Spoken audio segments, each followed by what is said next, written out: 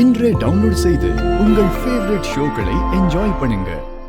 சம்மந்தியும் ஒரு பொண்ணை பெத்தவங்களாச்சே, யாருக்கு எப்ப மரியாதை செய்யணும்னு அவங்களுக்கு தெரிஞ்சிருக்கும்னு நினைச்சது என்னோட தப்புதான். வார்த்தைக்கு வார்த்தை சவுக்கடி கொடுக்கறாளே நம்ம ஆளு.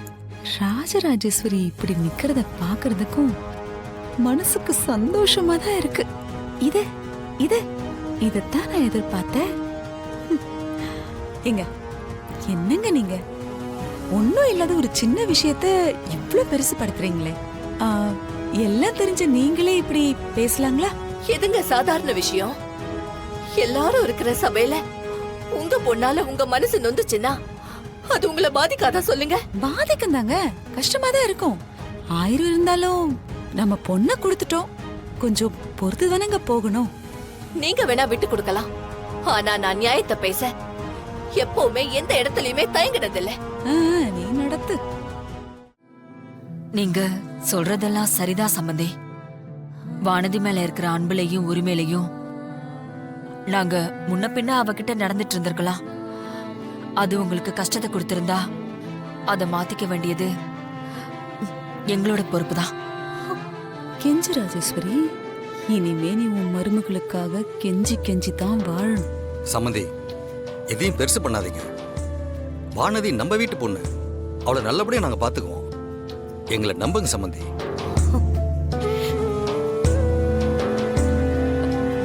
வானதி, நீ முதல்ல அம்மா கூட உட்காரு. 2 பேரும் சேர்ந்து சாப்பிடுங்க. அம்மா, நான் பரிமாறேன்.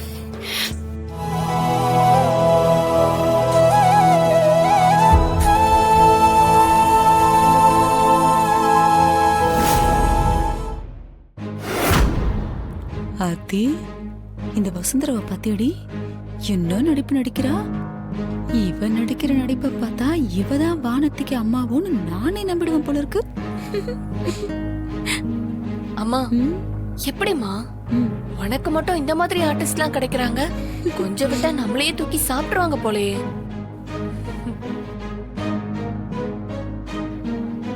இது தொடக்கம்தான். போக போக இந்த புயலை சமாளிக்க முடியாம நீ கண் கலங்கி கதற போறத இவங்க எல்லாம் பார்க்கதான் போறாங்க.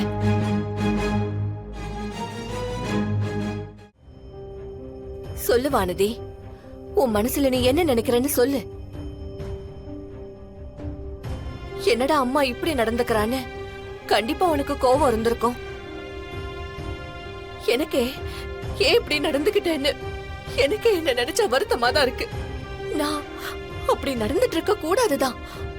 என்னையே அறியாம உன் மேல இருக்கிற பாசத்துல நான் அப்படி நடந்துகிட்டேன். நீ எதையுமே மனசுல வச்சுக்காத வானதி. என் மேல வருத்தம் இல்லைன்னு சொல்லு வானதி. நீ அமைதியா இருக்கிறத பாக்கும்போது என் மேல வருத்தமா இருக்கியோன்னு தோணுது. எனக்கு நீங்க நடந்துகிட்டதுல எந்த வருத்தமும் இல்ல. நான் உங்க மக. என்ன நீங்க என்ன வேணாலும் சொல்லலாம். ஒருவேளை நான் தப்பு பண்ணிருந்தா அதை நீங்க சரி பண்ணலாம். எனக்கு தெரியாததெல்லாம் சொல்லி கொடுக்கலாம். ஆனா எனக்கு எல்லாரையும் விட ராஜேஸ்வரி அம்மா தான் ரொம்ப ரொம்ப முக்கியம்.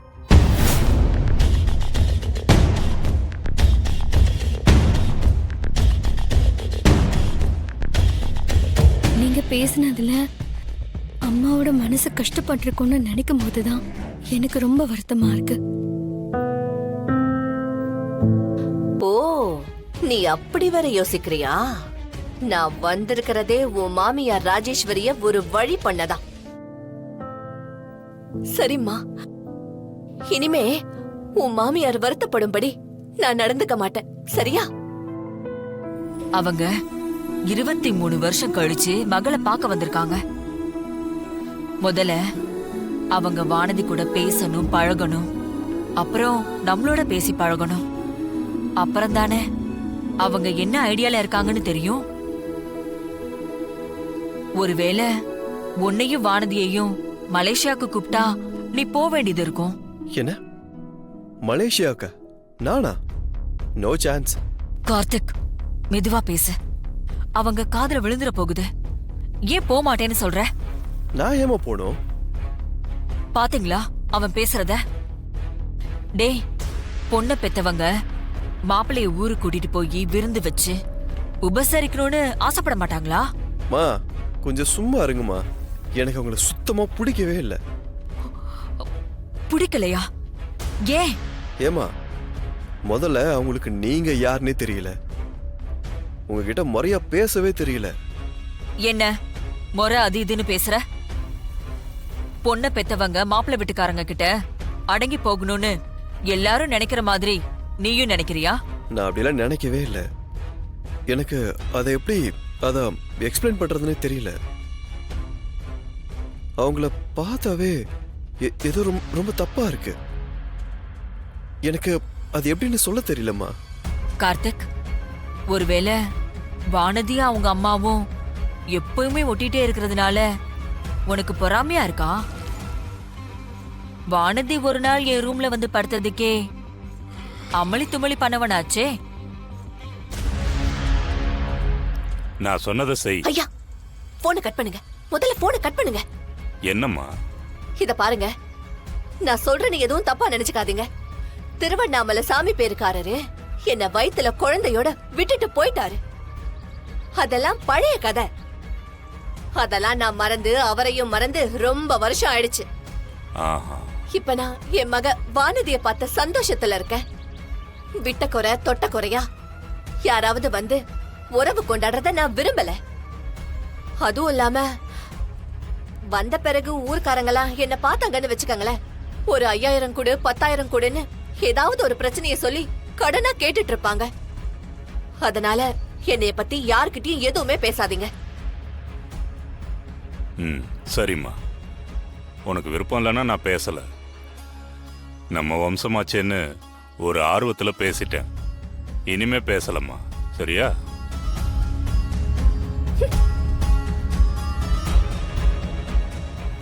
யார் யார்கிட்ட என்னத்த சொல்லி வச்சிருக்கோ தெரியல. வசுந்தரா, என்ன அங்க சத்தம்? அமுதா, இந்த கிழவ ரொம்ப டேஞ்சரா இருப்பான் போல இருக்கே.